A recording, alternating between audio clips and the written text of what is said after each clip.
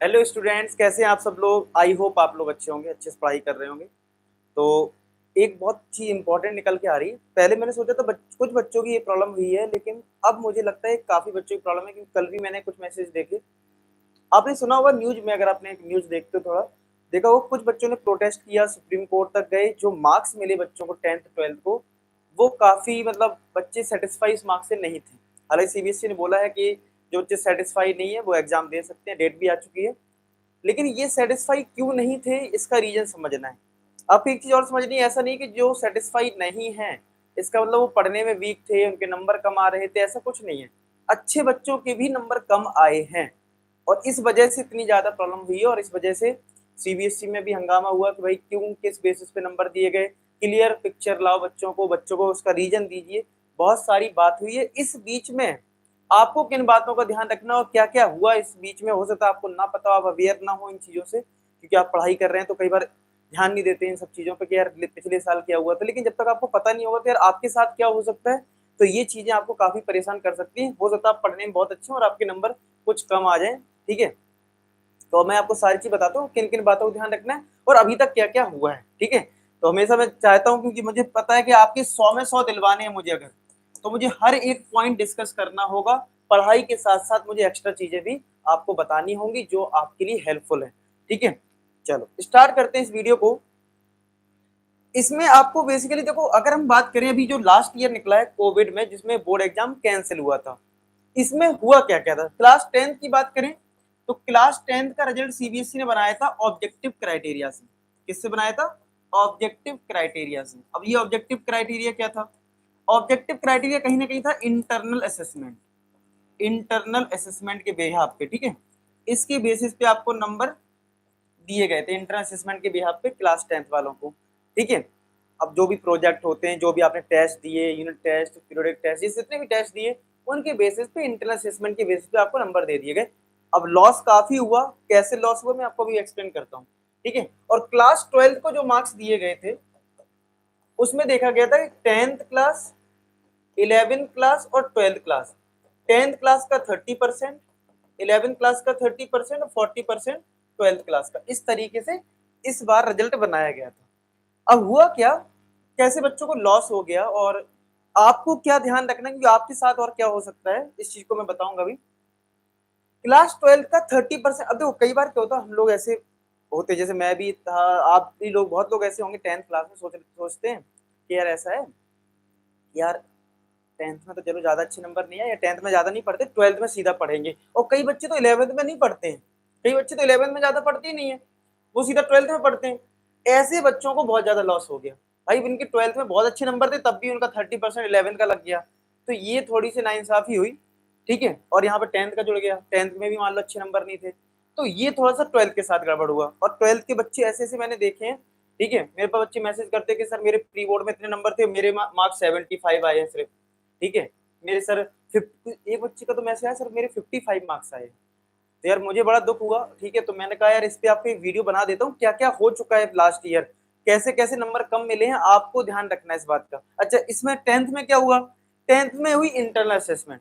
Internal assessment में क्या होता है आपको पता है? टेस्ट हुए होंगे आपके स्कूल में, प्रोजेक्ट दिए होंगे, नोटबुक वगैरह सारी चीजें। अब बच्चे गलती क्या कर देते हैं, मान लो आपका आपके टेस्ट हो रहे हैं, मान लो अभी आपका यूनिट टेस्ट होना है फॉर एग्जाम्पल, ठीक है, फर्स्ट, फिर मान लो यूनिट टेस्ट 2 होना है, फिर मान लो कोई और टेस्ट आपके स्कूल वाले ले रहे हैं, जो भी आपके टेस्ट लिए जा रहे हैं। अब मान लो आपने क्या किया, सोचा ऑनलाइन हो रहा है, ठीक है, छोड़ देते हैं, 2 हो रहे हैं, एक ही दिया। अब ऐसे ऐसे करके आपने पेपर कम दिए। ठीक है, अब ऐसी प्री बोर्ड हुए आपके। ठीक है, ऐसे आपके प्री बोर्ड हुए। अब प्री बोर्ड में क्या किया, प्री बोर्ड आपको पता है जनरली स्कूल वाले 2 से 3 ले लेते हैं। ठीक है, 3 प्री बोर्ड हो गए। अब आपने क्या किया, एक छोड़ दिया, 2 दे दिए, या किसी किसी ने तो एक ही दिया। ठीक है, ऐसी सिचुएशन कर दी। तो ऐसे केस में क्या होता, या फिर आपने नोटबुक टाइम पे सबमिट नहीं करी। ठीक है, नोटबुक सबमिट नहीं करी टाइम पे। एक बहुत इंपॉर्टेंट चीज, कई बार कुछ टीचर्स तो गड़बड़ ऐसे हो जाती है कि कई बार क्या टीचर फोर्स करते हैं ट्यूशन के लिए कि भाई तुम मुझसे ट्यूशन पढ़ने आओ। अब ट्यूशन पढ़ने नहीं जाओ तो कई बार क्या होता है, मार्क्स कम मिल जाते हैं। ठीक है, मार्क्स कम मिल जाते हैं। ठीक है, अब मार्क्स, अब ये होता है, अगर जैसे आप लोग देखा होगा स्कूल में कई बार ऐसा होता है, कुछ मतलब सब लोगों के लिए मैं नहीं बोल रहा हूँ, कुछ स्कूल्स में ऐसा हो जाता है कि कुछ टीचर ज्यादा फोर्स कर देते हैं कि आपको ट्यूशन पढ़ना पड़ेगा, और उस चक्कर में अगर ना पढ़ो ट्यूशन तो वो कहीं ना कहीं ऐसे कर देंगे कि मान लो पेपर 20 क्वेश्चंस का है, ठीक है, 20 क्वेश्चन का पेपर है। अब उसमें क्या होगा, 5 क्वेश्चन ऐसे होंगे जो उनके नोट से ही आएगा बिल्कुल, ठीक है, जो वो नोट्स में करवाएंगे, और वो थोड़े ऐसे ट्रिकी क्वेश्चन होंगे, तुम फंस जाओगे। तो तुम वैसे भी 15 क्वेश्चन, मान लो 20 क्वेश्चन है, 15 क्वेश्चन कर पाओगे, 5 तो कर ही नहीं पाओगे। अब ये 5 क्वेश्चन करने हैं तो उन्हीं के पास जाओ, समझ रहे हो, ऐसा कर देंगे वो, ऐसे क्वेश्चन दे देंगे टफ से टफ, जो उन्होंने अपने ट्यूशन में करवा रखा होगा, तुम्हारे हो गया खेल। अब इस बेसिस पे क्या हुआ, कुछ बच्चे जो पढ़ने में अच्छे थे, उन्होंने ये सोचा था कि चलो यार बोर्ड एग्जाम होगा तो ठीक है, हम ट्यूशन नहीं पढ़ेंगे इनसे, हम अपना यूट्यूब से या अपनी और भी जहां भी पढ़ना चाहते हैं वहां पढ़ सकते हैं। बाकी क्या है, इंटर असेसमेंट में ज्यादातर बच्चों को 20 में 20 मिल जाते हैं, मान लो किसी को 18 मिल गया, कोई बात नहीं, लेकिन हम बाहर पढ़ेंगे, हम अपनी नॉलेज गेन करेंगे। लेकिन क्या हुआ, उल्टा हो गया, इंटरनल असेसमेंट का ज्यादा रोल हो गया, तो ये हुआ कि 20 क्वेश्चन में 5 नंबर यहीं से कट गए।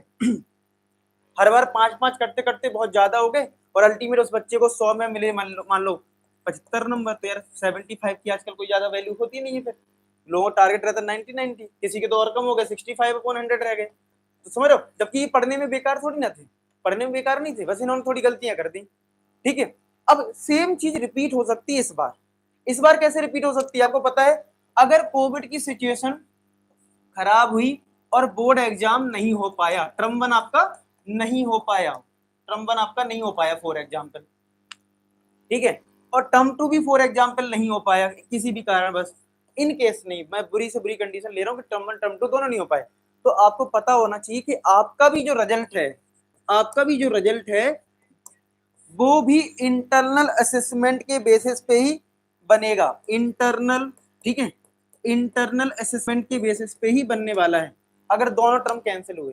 अच्छा, जिनको पता ना तो मैं बता दूं, टर्म 1 अगर कैंसिल होता है, टर्म 2 अगर होता है, तो इसकी वेटेज जो होगी कम होगी, क्योंकि इसमें आपको घर में पेपर सॉल्व करने के लिए दिया जाएगा या स्कूल में दे दिया जाएगा, तो थोड़ी सी लीनियंट रहेगा, तो इसकी वेटेज कम रहेगी, टर्म 2 की वेटेज ज्यादा रहेगी। लेकिन अगर दोनों कैंसिल होते हैं तो फिर इंटरनल असेसमेंट के बेसिस पे आपको नंबर मिलेंगे, यानी कि जैसे पिछले साल मिले थे।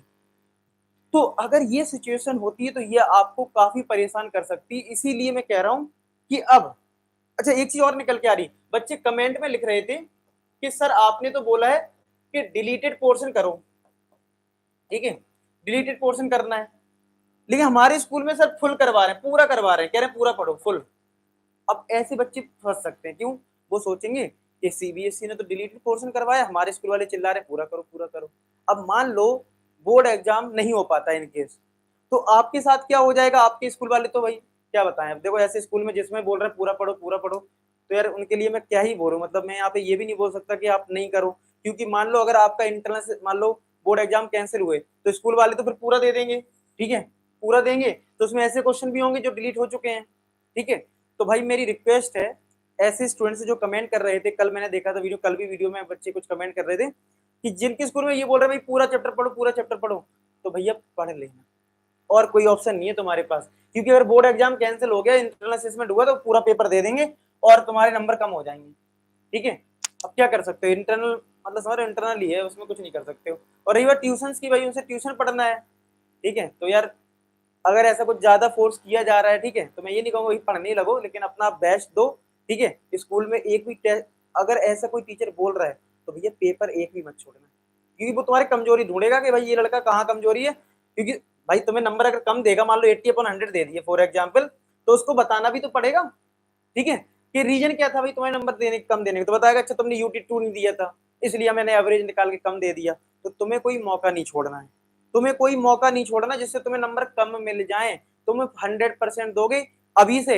जिन बच्चों के माइंड में आता था कि सर हम ये पेपर छोड़ देंगे वो पेपर छोड़ देंगे, कोई पेपर नहीं छोड़ोगे आप, सारे पेपर दोगे। और जिसमें कुछ ये फुल कोर्स की बात हो रही है, फुल सिलेबस की बात हो रही है, तो भैया उनसे मैं क्या ही बोलूं, बस मेरी एक ही रिक्वेस्ट है भाई, पढ़ लेना यार, बस हाथ जोड़ के विनती है, 100 में 100 चाहिए तो पढ़ लेना, और कोई ऑप्शन नहीं है तुम्हारे पास, ठीक है। बोर्ड एग्जाम अगर होगा तो हाँ वो डिलीटेड पोर्शन पे होगा, जो सीबीएसई ने सिलेबस दिया उसी पे ही होगा, लेकिन अगर इंटरनल बेसिस मिले तो भैया जान लो क्या होने वाला। अभी हुआ है, ऐसे ही हुआ, मैं बता रहा हूँ, अभी एक बच्चे का पेपर लिया गया स्कूल में, ठीक है, उसमें फुल सिलेबस आया है, फुल सिलेबस दिया है, ठीक है, फुल सिलेबस के अकॉर्डिंग, यानी कि जो रियल नंबर में पहली एक्सरसाइज और तीसरी एक्सरसाइज नहीं आएगी वो भी क्वेश्चन थे उसमें। अब क्या बोलूं मैं, तो कुछ स्कूल में तो वैसी कुछ तो स्कूलों के टीचर्स भी अवेयर नहीं है, पता नहीं क्या है, ठीक है, बस वो अपने दिमाग से चला रहे हैं। तो आप ध्यान रखें कि पूरा पढ़ें, ठीक है, जिन स्कूल में फोर्स किया जा रहा है, ठीक है।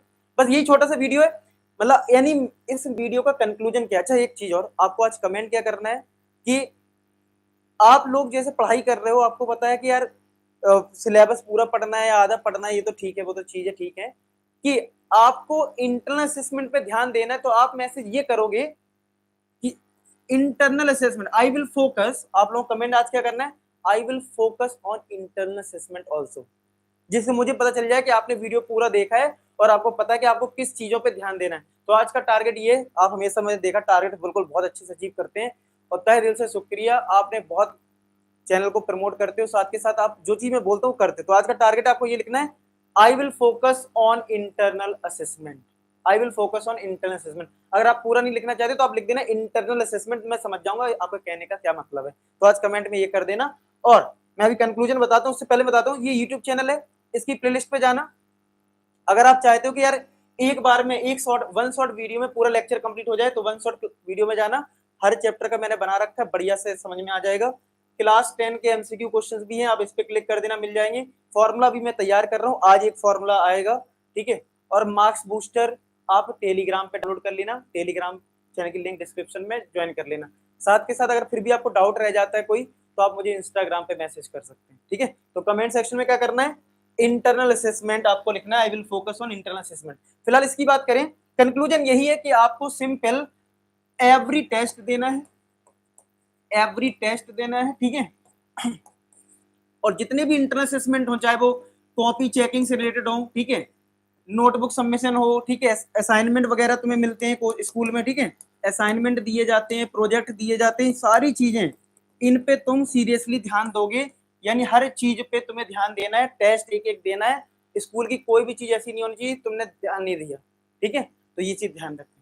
तो ऐसे अगर सब कुछ ध्यान रखोगे तो बढ़िया बढ़िया नंबर फोड़ दोगे, और मिलोगे आप लोग 100 के साथ, फिर बढ़िया हम लोग आपका इंटरव्यू करेंगे आपके साथ, ठीक है।